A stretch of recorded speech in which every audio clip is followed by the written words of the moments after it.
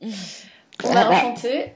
enchantée. Est-ce que la qualité de la vidéo, elle est bonne ou pas? Parce que là, on est en train de faire l'interview sur mon téléphone. Ah oui, vous aurez peut-être un Tu ordinateur ou... préfères, oui, je l'ai ici. Je vais te rappeler de mon ordi. Ouais, ouais, ouais. Ok? Ok, à tout de suite. Juste un. Ok, à tout de suite. En fait, parce que je pense quand j'ai commencé, j'étais assez rebelle et donc je faisais mes études en cinéma et je voyais tous les films qui m'ont influencé. J'ai été beaucoup influencée par le cinéma américain indépendant ou le cinéma japonais indépendant et là, je ne voyais pas ces femmes que moi j'aimerais bien voir. Je ne voyais pas les femmes qui m'ont élevée. Je ne voyais pas les femmes que je connais qui ont été les mamans qui ont vécu la guerre, par exemple, ou qui vivent encore la guerre maintenant, ou qui doivent mettre des enfants sur terre au Gaza ou en Israël. Je ne voyais pas ces femmes représentées assez. La femme que je voyais représentée, elle était ou bien un animal qui devrait séduire, ou bien elle était une femme soumise, mais je ne voyais pas assez de femmes qui étaient des action heroes. Maintenant, ça a commencé à changer. Mais voilà, les femmes orientales, parce que je trouvais tout simplement qu'il y en avait trop peu et que la façon dont elles étaient représentées était très fort, simpliste. Et donc moi, ce que je faisais déjà depuis très très tôt, c'est que je les représentais disons, en une sorte de comparaison ou analogie entre les pin-up et les femmes voilées. Donc ça, c'était assez provocatif. J'étais très jeune à l'époque. Et par exemple, Theo Van Gogh n'avait pas encore fait son film Submission, qu'il a fait en collaboration avec Hirsi Ali. Donc eux, ils ont fait le film un an plus tard, je pense.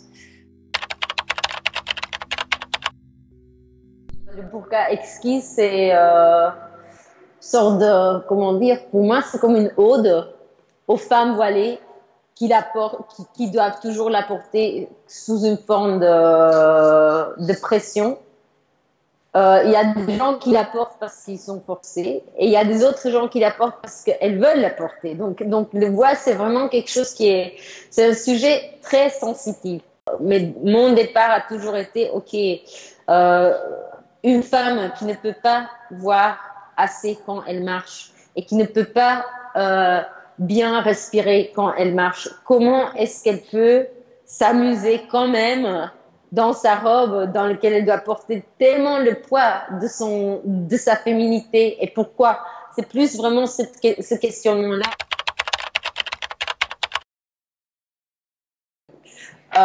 Ce qui me touche, c'est que j'ai pas l'impression qu'il y a des choses qui changent.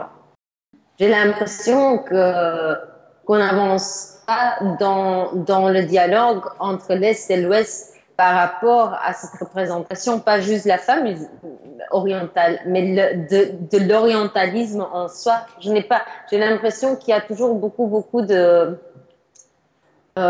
prénotions de ce qui est le monde oriental. Parce que le monde oriental, finalement, qu'est-ce qu'il représente pour nous en tant qu'Européens? Comme vous l'avez vu à Paris en janvier, on a quand même toujours fort des problèmes en Europe où on a l'impression qu'en un seul moment, le monde peut exploser par rapport à des bêtises, quoi, par rapport à des petites provocations, disons, ou par rapport à des petites pensées qu'on veut s'exprimer. En ce moment, ben, comme tu vois, voilà, je viens de finir un projet à Anvers, dans le musée d'art contemporain, au MUCA, où j'étais invitée dans une sorte de partenariat avec un réseau qui s'appelle Bolwerk. Et en fait, on a créé une interface audio virtuelle. Et moi, j'ai travaillé autour de mon personnage Hello Shelly, qui est un personnage que je développe euh, entre l'art, le burlesque, la sculpture et le character design.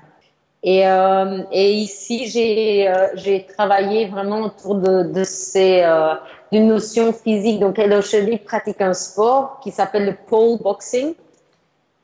Je vais écrire, qui est un round de pole dance et un round de boxe thaï. C'est deux sports que je pratique tous les deux. Et en fait, pourquoi le pole boxing? Parce que moi, j'ai pratiqué les deux sports l'un à côté de l'autre. Et l'un est une extrême de mouvement masculin et l'autre est une extrême de mouvement féminin. Et en fait, c'est vraiment de retrouver cette confrontation. Donc ça, c'est comment on peut travailler. Donc voilà, mon travail en tant que plus actrice ou disons danseuse, parce que je ne sais pas toujours comment exactement le dire. Donc, à un certain moment, j'ai commencé à faire un projet à Bruxelles qui était un mélange entre le burlesque et la danse contemporaine, qui est très, très loin de tout le travail avec le voile où j'étais très centrée et qui était vraiment beaucoup plus dans le spirituel, une sorte de démarche spirituelle et arte povera où il n'y a presque pas de matériel. Et de là, je suis partie vers un projet qui est presque du cabaret. Mais c'est un mélange entre le cabaret et la danse contemporaine où je fais une sorte de dissection, on dit ça, I dissect.